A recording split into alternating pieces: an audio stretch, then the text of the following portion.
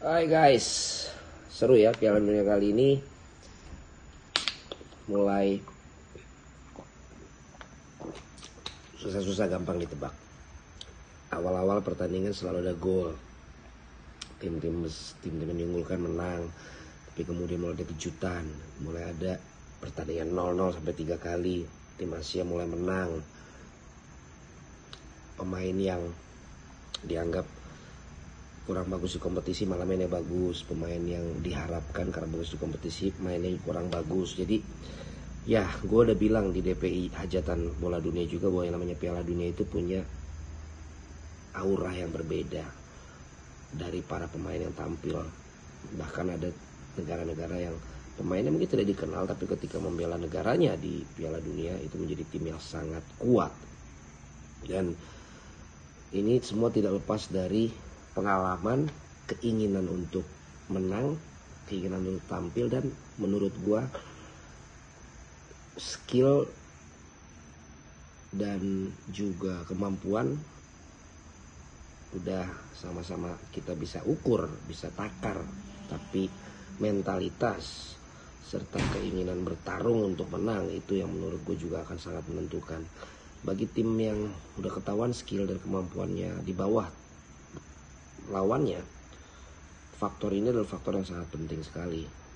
Begitupun sebaliknya ketika tim yang punya skill dan kemampuan yang lebih tinggi, keinginan untuk menang, keinginan bermain sebagai satu tim tidak ada di mereka, maka mereka juga akan bisa menelan kekalahan. Seperti ada yang bilang bahwa hard work will beat talent if talent doesn't work hard. Talenta akan kalah dengan kerja keras ketika mereka tidak bekerja keras dengan talenta itu. Dan kita bisa lihat ya, walaupun caranya mungkin memprovokasinya ada, seperti yang dilakukan oleh Mourinho kepada Barcelona dulu ketika melatih Madrid, seperti juga Saudi Arabia lakukan ketika menghadapi Argentina.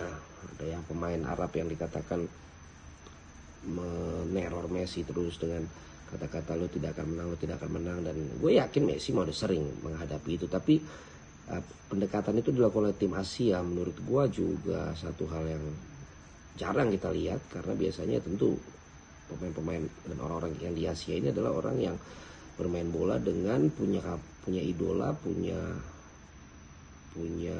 contoh ya, pemain-pemain di luar, terutama ya sekelas Messi ya, dan juga mungkin Ronaldo. Jadi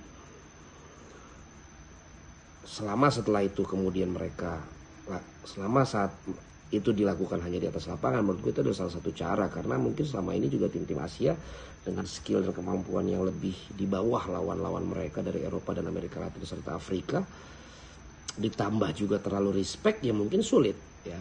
Begitupun juga Jepang ketika menaklukkan Jerman, mereka sudah banyak pemain di Jerman, bahkan 2 pemain yang mencetak gol adalah pemain yang bermain di Jerman, sehingga mereka bisa lebih tahu cara bermain lawan mereka tahu karakter pemain-pemain Jerman, mereka tahu bahasa Jerman, dan juga mereka tahu betul bahwa ternyata mereka juga bisa mengalahkan Jerman gitu, walaupun mereka sempat tertinggal.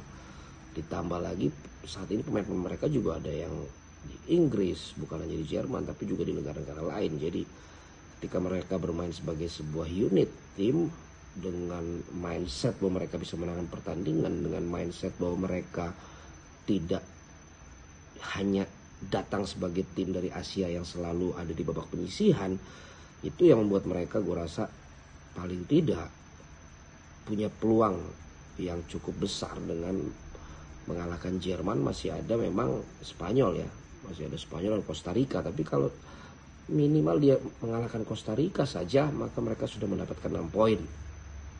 Siapa yang tahu nanti, tapi ini juga berlaku menurut gue bagi tim-tim lain yang masih akan belum bertanding ya.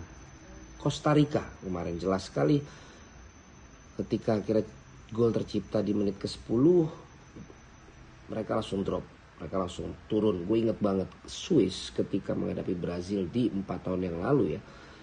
Mereka tahu betul ketika mereka tim yang biasa bertahan ketika kalah 1-0 pengen buru-buru langsung menyerang atau sudah bingung mau ngapain. Tapi Swiss 2 kali menurut hitungan gue mampu melakukan itu, ketika satu menghadapi Brasil dan kemarin di Piala Eropa menghadapi Prancis. Ketika kalah 1-0, tim bertahan bukan berarti mereka harus langsung keluar menyerang.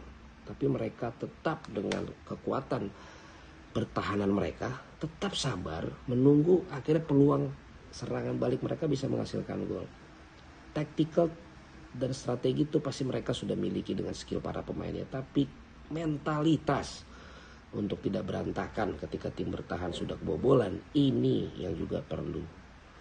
Jadi sekali lagi, sampai dengan day 5 ini menurut gua dari hasil-hasil yang ada, mentalitas begitu dominan untuk menentukan bagaimana jalannya pertandingan, hasil pertandingan di Piala Dunia kali ini. Tidak ada yang terlalu terlihat sangat jago skill gocek-gocekannya, sangat dominan strategi yang diterapkan, gak ada.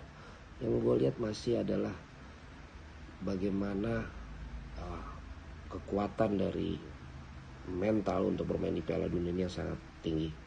Lo bisa bilang Inggris menang besar atas Iran, tapi gue tidak melihat ada sebuah skema organisasi maupun skill individu yang sangat menonjol.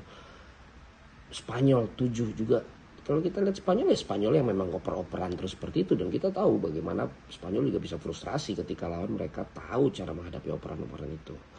Jadi itu saja dari gua di episode kali ini di YouTube Radit Valen. Jangan lupa terus untuk menyaksikan uploadan video-video gue di Radit Valen, dan juga tentunya Dewa Pundit Indonesia, hajatan bola dunia di Jebret Media. Sampai ketemu lagi.